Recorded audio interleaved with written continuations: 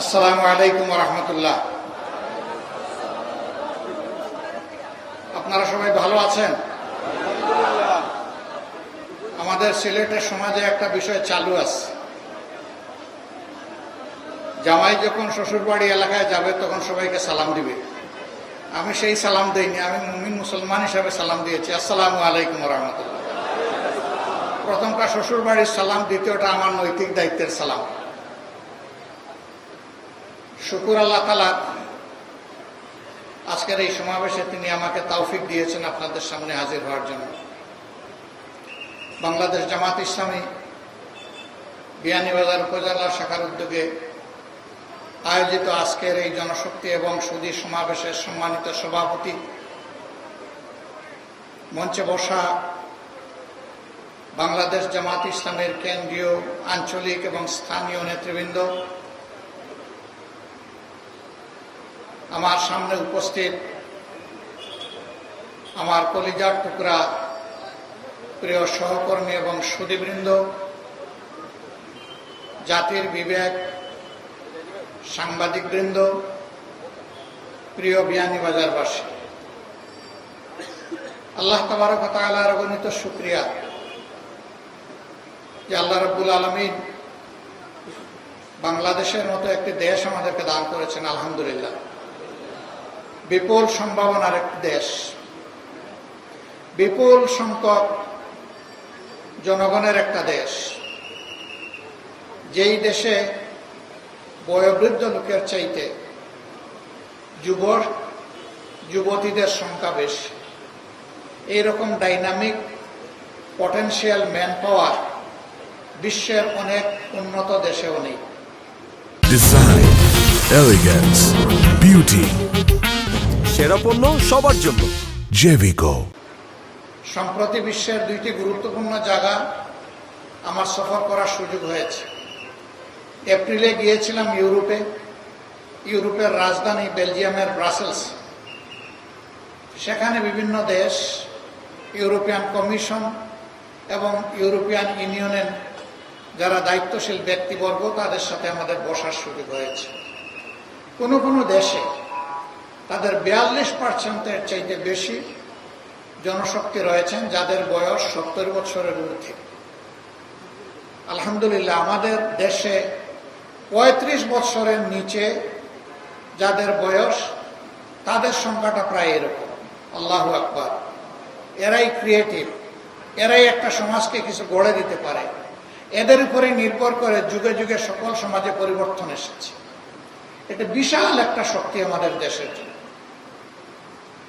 আমাদের মাটির নিচে আল্লাহ সম্পদ দিয়েছেন, মাটির উপরে সম্পদ দিয়েছেন, আমাদের পানি জলসীমার ভিতরে সমুদ্রে, নদীতে আল্লাহ সম্পদ দিয়েছেন, সমুদ্রের তলায়ও আল্লাহ সম্পদ দিয়েছেন। কিন্তু এত সম্পদ থাকা সত্ত্বেও আমরা কেন আমাদের স্বপ্নের বাংলাদেশটা গড়তে পারলাম না? কেন একটি ইনসাফ ভিত্তিক সমাজ গত 54 বছরে আমরা পেলাম না? উত্তর একটাই, একটা সম্পদের অভাবের কারণে আমরা এটা পারিনি। এটি হচ্ছে চারিত্রিক সম্পদের অভাব। এই চারিত্রিক সম্পদের অভাবের কারণেই আমরা দেশ গড়তে পারিনি। যারাই যখন দেশের দায়িত্বে গিয়েছেন দেশ পরিচালনার জন্য, তারা প্রথমে চিন্তা করেছেন আমার সুবিধাটা কোথায়, এরপরে চিন্তা করেছেন আমার দলের সুবিধা কোথায়। এই দুই সুবিধা মিটাতে গিয়ে তারা হাঁপিয়ে উঠছেন। এরপরে জনগণের দিকে আসলেই ভালো করে ফিরে তাকানোর তারা সময় পাননি। এই প্রত্যেকটা মানুষ বড় ভাগ্যবান ভাই, আমি তার ব্যতিক্রম। সবার নিজের বাড়ির চাইতে শ্বশুর বাড়ি ধনী, তবে ইলেকশনের আগে নয়, বিজয়ী হওয়ার আগে নয়। বিজয়ী হওয়ার আগে হয়তো বা গরিব অথবা সমকক্ষ, কিন্তু বিজয়ী হয়ে গেলে এই শ্বশুর বাড়ির ধন রাতারাতি বাড়তে থাকে। তার কারণ মনে মনে ভয় পায়, আমার অ্যাকাউন্টে যদি টাকা ঢুকে দুদক হয়তো বা আমার ঘরে একদিন চলে আসে। কিন্তু যদি শ্বশুর শাশুড়ি, শালা শালীর নামে পোস্টিং হয়ে যায়, শালার বোর নামে যদি জমা থাকে, তাহলে আশা করি দুদক সেখানে পৌঁছবে না। কিন্তু কপাল মন্দ থাকলে দুদক সব জায়গায় চলে যায়। এরা দুদককে ভয় করে। এই জায়গায় যদি তারা আল্লাহ তাআলাকে ভয় করতো তাইলে জনগণের সম্পদে তারা হাত দিতে পারতেন না।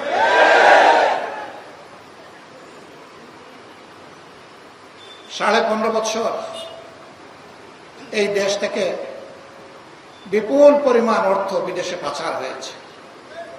বাংলাদেশ ব্যাংকের হিসাব মতো এর পরিমাণ হচ্ছে 26,58,000 কোটি টাকা। বাংলাদেশের বার্ষিক বাজেটের 5 গুণ। এই টাকা যদি বাংলাদেশের ভিতরে থাকতো তাহলে বাংলাদেশ আজকে কোথায় চলে যেত? এ মাসেই গিয়েছি চীন সফরে, এপ্রিলে গিয়েছিলাম ইউরোপে। সবার একই কথা, তোমাদের দেশে যদি একটা জিনিসের উপর তোমরা বিজয় অর্জন করতে পারো তাহলে তোমাদের দেশ বদলাতে 20 থেকে 25 বছরের বেশি সময় লাগবে না। একই কথা। আমরা জিজ্ঞেস করেছি, আমাদের তো একটা অবজারভেশন আছে, তোমাদেরটা কি? বলেছে এটা দুর্নীতি, দুর্নীতি এবং দুর্নীতি। এই দুর্নীতি যদি তোমরা ঠেকাতে পারো তোমাদের দেশ বদলে যাবে। আমরা তোমাদের দেশের সাথে ব্যবসা বাণিজ্য করি, তোমাদের দেশের দুর্নীতি দেখে আমরা লজ্জিত হই, কিন্তু তোমাদের লোকেরা লজ্জিত হয় না। এটা কি একটা জাতির জন্য লজ্জার বিষয় নয়? দুর্নীতি এমনই একটা মহারোগ, যেই রোগ সমাজের আর কোনো কিছু বাকি রাখে না। এই দুর্নীতির কারণেই সমাজে সন্ত্রাস হবে, দুর্নীতির কারণেই লম্পটরা লম্পট্য করে টাকার বিনিময়ে রেহাই পেয়ে যাবে। দুর্নীতির কারণে নিরীহ মানুষকে স্লটার করে জবাই করার পরে সে বেঁচে যাবে তার টাকা পয়সা দিয়ে। এই দুর্নীতির বহু রূপ আছে। মানুষ মনে করে শুধুমাত্র ঘুষ আর চাঁদা এই দুইটাতেই বোধহয় দুর্নীতি। না, অবশ্যই এই দুইটা বড় মাত্রার দুর্নীতি, কিন্তু এর বাইরে আরেকটা বড় দুর্নীতি আছে, এটা হচ্ছে বুদ্ধিভিত্তিক দুর্নীতি। বুদ্ধি দিয়ে জনগণকে ঠকিয়ে, জনগণকে ঠেকিয়ে নিজের কপাল গড়ার বুদ্ধি। এটা তারাই করতে পারে সত্যিকার অর্থে দেশ এবং জনগণের প্রতি যাদের দায়বদ্ধতা নাই, ভালোবাসা নাই, মায়া নাই। তারা কারা? তারা আকাশে মেঘ দেখলে যারা দেশ থেকে পালায় যায় তারা। এই দেশ যদি তার নিজের দেশ মনে করত, জনগণের কাছে যদি দায়বদ্ধতা মনে করত, তাহলে নিশ্চয়ই তারা এই অপকর্মে জড়িত হতো না। তারা দেশ থেকে পালায় কেন? পালায় এ কারণে, যখন ক্ষমতায় থাকে তখন ধরাকে সরা জ্ঞান করে, আর সব কিছুকে তার শ্বশুর বাড়ির যৌতুক মনে করে, সব কিছুকে হালাল মনে করে পেট ভরে। কিন্তু যখন ক্ষমতার মসনদ কোমরের নিচ থেকে চলে যায় তখন চোখে অন্ধকার দেখে। তখন দেশ থেকে একা পালায় না, গোষ্ঠী শুদ্ধ পালায়।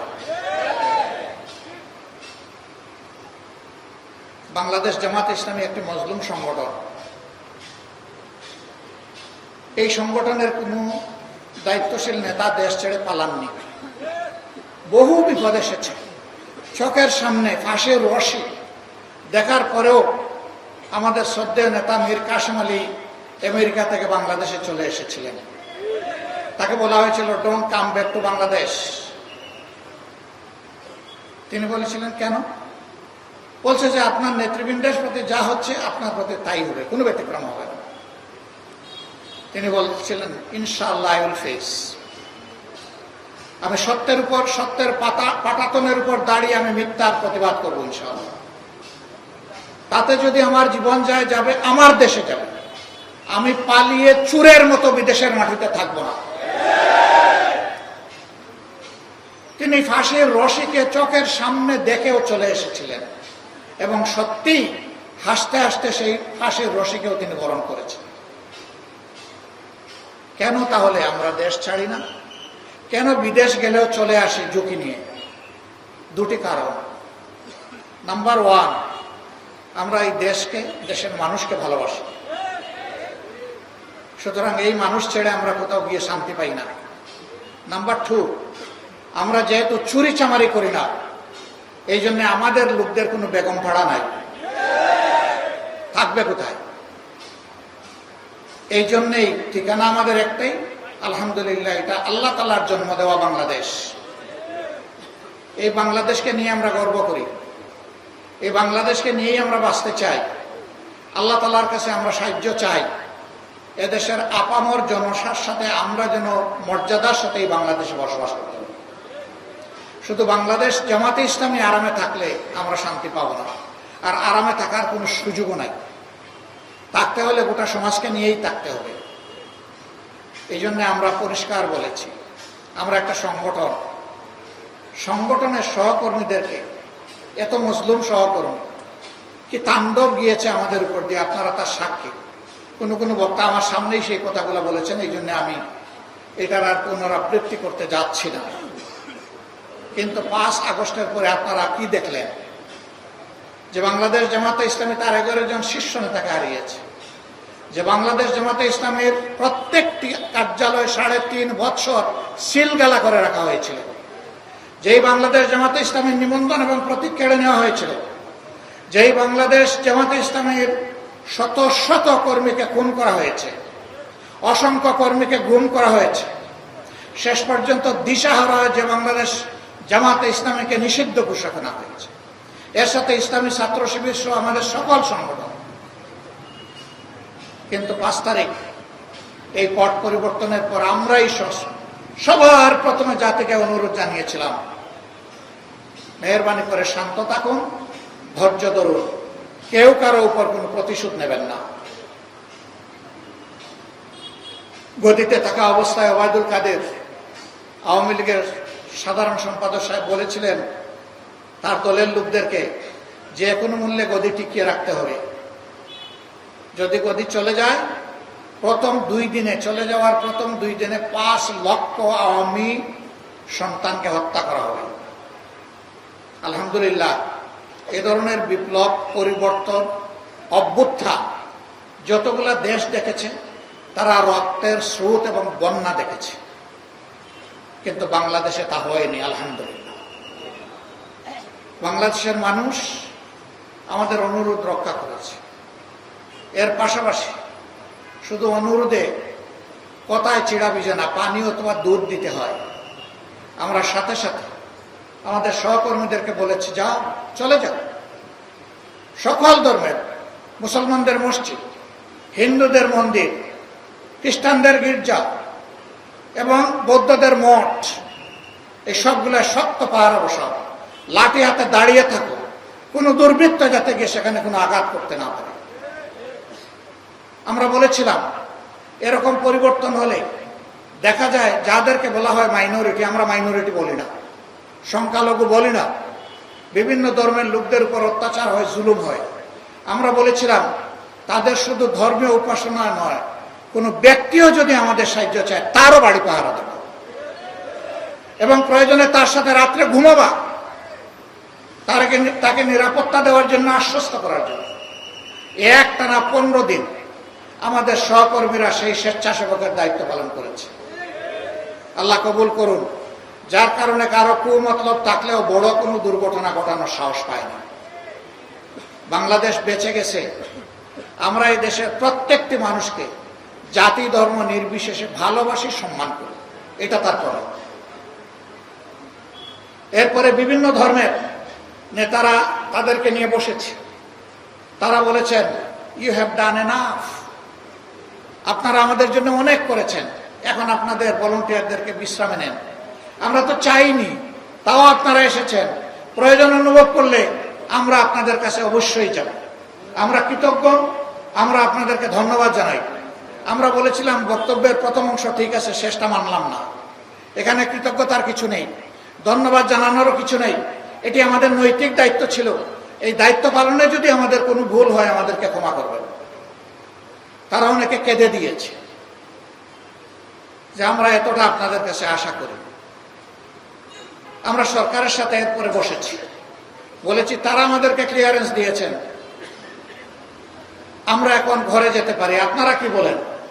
তারা একই কথা বলেছেন, হ্যাঁ আমরা দেখেছি, সরকার আপনাদের কাছে কৃতজ্ঞ।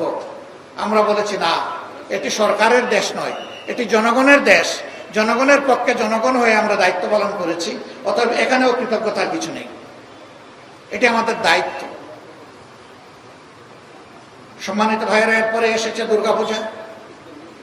আমরা সব জায়গায় বলে দিয়েছি, আগের মতোই যাও, তাদেরকে আশ্বস্ত করো, পাশে থাকো এবং শক্তি যোগাও, সাহস যোগাও। ইতিহাসের সবচেয়ে ভালো দুর্গাপূজার জন্য তারা শান্তির সাথে এবার করতে পারে, তারা করুক, এটা তাদের ধর্ম, আমরা তো পূজা করবো। তাদেরকে তাদের কাজ করতে দাও, নিরাপদে যাতে করতে পারে। আলহামদুলিল্লাহ, সেই কাজটা অত্যন্ত শান্তিপূর্ণভাবে, গাছের একটা পাতাও পড়ে নাই বলতে হবে, সেই রকম শান্তিপূর্ণভাবে এবার পালিত হয়েছে। জামাতে ইসলামী সরকারে যায়নি, সরকারের অংশ নয়, একটা দায়িত্বশীল রাজনৈতিক সংগঠন, দ্বীনি সংগঠন। এই জায়গা থেকে যেটুকু আমাদের পক্ষে করণীয় সেটা আমরা করার চেষ্টা করছি। জুলাই যুদ্ধে যারা শহীদ হয়েছে, প্রতিটি শহীদের ঘরে আমরা সাথে সাথে পৌঁছে যাওয়ার চেষ্টা করেছি, পরিবারকে সান্ত্বনা দিয়েছি, তাদের জন্য দোয়া করেছি, তাদের কাছে দোয়া চেয়েছি, তাদেরকে আশ্বস্ত করেছি এখন থেকে আমরাও আপনাদের পরিবারের সদস্য এবং আমরা আপনাদের সাথে আছি, ইনশাল্লাহ আমরা আপনাদের সাথে থাকব। এই শহীদ জুলাই যোদ্ধাদের অনেকেই একেবারেই কেটে খাওয়া সাধারণ মানুষ ছিলেন। আপনারা দোয়া করবেন, তাদের শতাধিক পরিবারের দায়িত্ব একটা দ্বীনি সংগঠন, রাজনৈতিক সংগঠন বাংলাদেশ জামাতে ইসলামী গ্রহণ করেছে। মাসের 1 তারিখ তাদের দেওয়া অ্যাকাউন্ট অনুযায়ী তাদের অভিভাবক জীবনে বেঁচে থাকা অবস্থায় যে রুজি হতো, তার চাইতে সামান্য আরো একটু যোগ করে তাদের অ্যাকাউন্টে 1 তারিখ সেটা পাঠিয়ে দেওয়া হয়।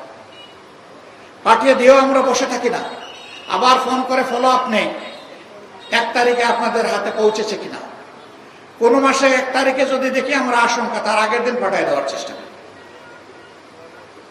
আমরা ধন্যবাদ জানাই আমাদের এই ভেঞ্চারে, এই আয়োজনে অনেকে এগিয়ে এসেছেন, এগিয়ে এসে বলেছেন আপনারা অনেক কিছু করছেন, এই পরিবারটা আমাকে দান করে দেন, তাদের দায়িত্ব আমি নেব। আমরা আসলেই তাদের কাছে ঋণী, আমরা খুশি মনে তাদের হাতে ছেড়ে দিয়েছি, কিন্তু ওইটারও আমরা খবর নেই যে ছেড়ে দেওয়ার পরে তারা কেমন চলছে। নারায়ণগঞ্জের সাইনবোর্ড এলাকায় সুমাইয়া নামের এক বোন, সে বারান্দায় দাঁড়িয়ে 4 তারিখ দৃশ্য দেখছিল কি হয়। ঠিক এই অবস্থায় আকাশ থেকে গুলি এসে তাকে এফুড় ওফুড় করে, কুলে 2.5 মাসের বাচ্চা ছিল, বাচ্চা ছিটকে পড়ে গেছে, মা সাথে সাথে দুনিয়া থেকে চলে গেছে। সুমাইয়ার মেয়ে সুবাইতা, আমি তাকে দেখে খুবই খারাপ লাগলো। আমি বললাম যে এই মেয়েটা আমাদেরকে দান করে দেন। পরিবারের সদস্যরা বললো আমরা শান্তিতে থাকবো যদি এই মেয়েকে আপনাদের কাছে দান করে দিতে পারি। আলহামদুলিল্লাহ, তারা দান করে দিল। ঢাকার এক বিশিষ্ট শিল্পপতি, আল্লাহ যাকে ছেলে মেয়ে কিছুই দেননি, তিনি খবর পেলেন, তিনি ওই পরিবারে ছুটে গেলেন, মেয়েটা নিতে চাইলেন। তারা বললো এই মেয়ের মালিক আমরা নই, এ মেয়ের অভিভাবক জামাতে ইসলামী, এইটা দেওয়া না দেওয়া তাদের ব্যাপার। তিনি আমার কাছে ছুটে আসলেন। আমি তাকে বললাম আমি আপনার পক্ষে উকালতি করতে পারি, কিন্তু তাদের ইচ্ছার বিরুদ্ধে আমি কিছু করতে পারবো না। আমি দরদ নিয়ে, দায়িত্ব নিয়ে আপনার কথা বলবো, যদি তারা গ্রহণ করে আমার আপত্তি নাই। আমি যখন তাদেরকে বললাম, তখন বলল যে আমাদের এই অবুঝ বাচ্চার জন্য আপনাদের কুলটাকেই আমরা নিরাপদ মনে করছি, আমাদের শিল্পপতি হওয়ার দরকার নেই। রিয়েলি এরা আমাদেরকে ঋণী করেছে।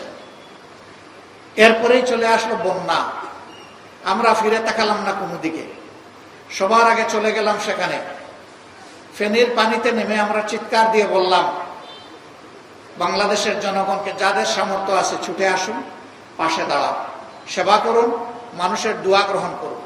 আলহামদুলিল্লাহ, শুধু আমাদের দাওয়াতে গেছে এটা আমি বলবো না, কিন্তু আমরা আওয়াজ দিয়েছি সবার আগে। মানুষ ঝাঁকে ঝাঁকে সেখানে গিয়ে পড়লো, আমরা আমাদের সামর্থ্য অনুযায়ী মানুষের পাশে থাকলাম। এরপরে আমরা খেয়াল করলাম জুলাই যুদ্ধে যারা আহত, তাদের ব্যাপারটা কি হবে। আমরা তাদের দিকে আমাদের সামর্থ্য অনুযায়ী চেষ্টা করেছি। এই জায়গায় লক্ষ্য করুন, আমরা বড় একটা সমাবেশ ঢাকায় চাইলে করতে পারতাম, কিন্তু আমরা করিনি। কারণ তখন মানুষকে দেখানো আমাদের কোনো উদ্দেশ্য ছিল না। এই বিপ্লবের ক্রেডিট দাবি করার কোনো উদ্দেশ্য আগেও ছিল না, এখনো নাই। আমরা গভীরভাবে বিশ্বাস করি এটি আল্লাহ তাআলার একান্ত মেহেরবানিতে এই পরিবর্তন হয়েছে। আর এর জমিনের দায়িত্ব এবং এই জমিনের কৃতিত্ব হচ্ছে বাংলাদেশের 18 কোটি মানুষের। আমরা এখানে কাউকে কোনো মাস্টার মাইন্ড মানি না এবং নিজেদেরকেও মাস্টার মাইন্ড দাবি করি না। যদি একজনকে আমরা মাস্টার মাইন্ড বলি তাহলে বাকি সবাইকে আন্ডারমাইন করতে হয়, আমরা তা করব না। আমরা সবাইকে সম্মান করি। 10 মাসের শিশু তুলে নিয়ে যে মা উত্তরার রাস্তায় সেদিন নেমে পড়েছিলেন, তাকে থেকে শুরু করে 82 বছরের বৃদ্ধ পর্যন্ত রাস্তায় এসে যারা প্রতিবাদ করেছেন, এই লড়াইকে জোরদার করেছেন, ফ্যাসিবাদের পতন নিশ্চিত করেছেন, আমরা মনে করি তারা সকলেই মাস্টারমাইন্ড।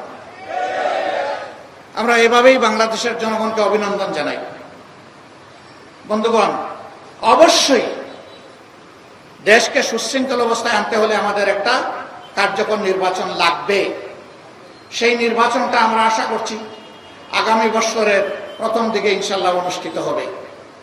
কিন্তু সেই নির্বাচনটা কেমন চাই? আমাদের স্পষ্ট বক্তব্য, অতীতের বস্তা পচায় ধারায় নতুন কোনো নির্বাচন চাই না এবং এমন কোনো নির্বাচন আমরা মেনেও নেব না। এই নির্বাচন হতে হবে স্বচ্ছ,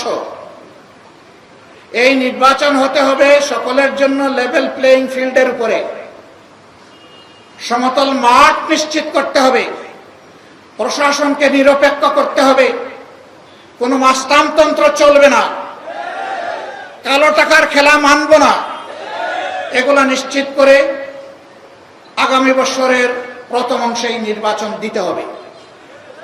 নির্বাচন বিলম্বিত হলে কিছু জটিলতা সৃষ্টি হবে, বুঝ আমাদের আছে, কিন্তু আমরা কোনো প্রিমেচিওর ডেলিভারি চাচ্ছি না। বাচ্চা 10 মাস 10 দিনে যে বাচ্চা জন্ম নেয়, সেই বাচ্চা স্বাভাবিকভাবেই সুস্থ সবল থাকে। 6 মাসের মাথায় বাচ্চা জন্ম নেয়, তাকে ইনকিউবেটরে রাখতে হয়, ওই বাচ্চা সারা জীবন দুর্বল থাকে।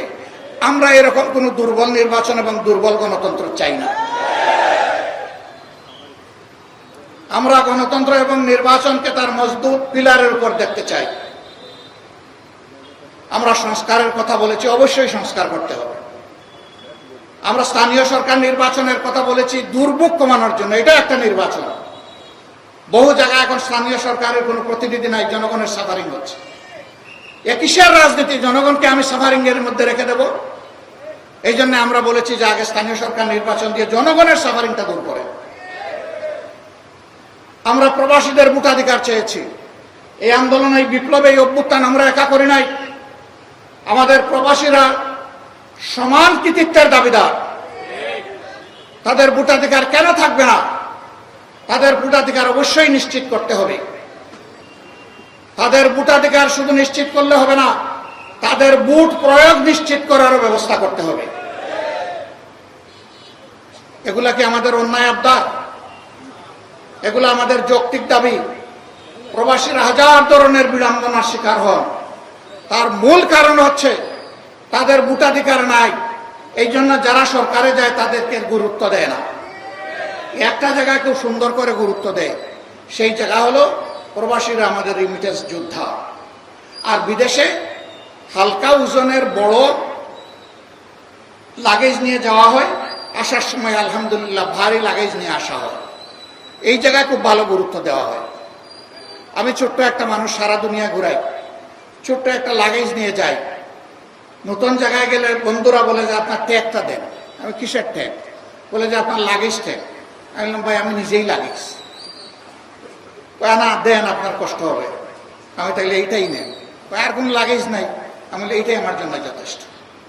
কেউ আমাকে একটা শার্ট দিতে চাইলে, একটা গেঞ্জি দিতে চাইলে, কোনো উপহার দিতে চাইলে আমি বলি আমার লাগেজ খুলে দেখেন, জায়গা থাকলে আপনি ঢুকাই দেন। আমার লাগেজে কোনো জায়গা নেই। আর আমি এখানে সম্পদের বোঝা বাড়াতে আসিনি। আমি এসেছি আমার গুনার বোঝা কমাতে।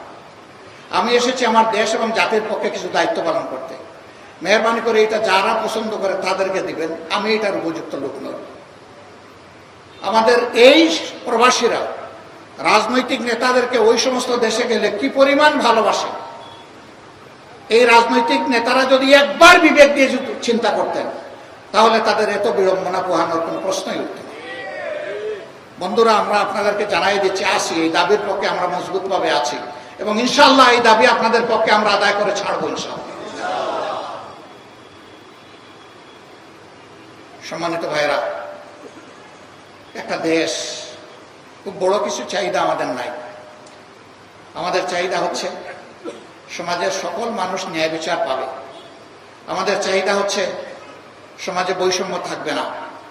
আমাদের চাহিদা হচ্ছে দুর্নীতির কোনো রেশও থাকতে দেওয়া হবে না, এমন একটা সমাজ আমরা চাই। ড্রেনের পানি দিয়ে 10 বার হাত পা ধুইলে নিয়ম মাফিক উযু হবে কেন? কারণ ড্রেনের পানি অপবিত্র। এই মানবিক, দুর্নীতিমুক্ত, ইনসাফ ভিত্তিক দেশ কেবল তারাই গড়তে পারবে যারা নিজেরা এর উপরে চর্চা করে। আমরা ওয়াদাবদ্ধ, আমরা সেইভাবেই আমাদের জনশক্তিকে গড়ে তুলেছি এবং আগামী ইনশাল্লাহ এইভাবেই আমরা দেশ করতে চাই। দেশের মানুষ আমাদের উপর আস্থা রাখলে আমরা তাদের আস্থার প্রতিদান জীবনের সব কিছুর বিনিময়ে দেওয়ার চেষ্টা করবো ইনশাআল্লাহ। বিয়ানীবাজার এলাকাবাসী একটা উপযুক্ত মানুষকে আপনাদের সামনে আমরা প্লেস করেছি, তার সম্পর্কে ইতিমধ্যেই জেনেছি। আমরা আশা করব বাংলাদেশকে স্বপ্নের বাংলাদেশ হিসেবে গড়ে তোলার জন্য আপনারা সবাই তার পাশে দাঁড়াবেন ইনশাআল্লাহ। এখানে যারা আছেন তারা ঘরে ঘরে আমার এই অনুরোধ, সালাম মেহেরবানি করে আপনারা পৌঁছে দেবেন। আপনাদের কাছে একটু ভালোবাসা, সমর্থন চাই। আল্লাহ আমাদের সহায় হন। আসসালামু আলাইকুম ওয়া রাহমাতুল্লাহি ওয়া বারাকাতুহু।